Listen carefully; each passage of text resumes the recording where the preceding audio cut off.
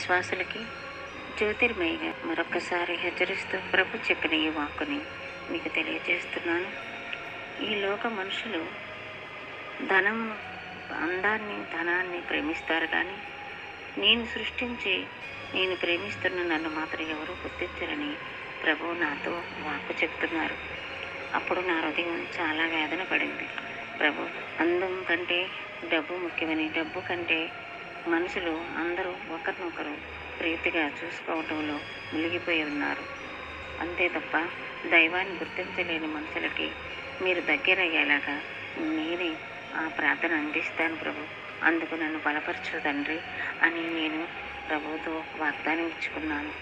ప్రభు అందుకు నాకు ఆశీస్సులు అందించారు. తప్పకుండా నీ ప్రేమతో నా సన్నిధికి వారిని నడిపించు.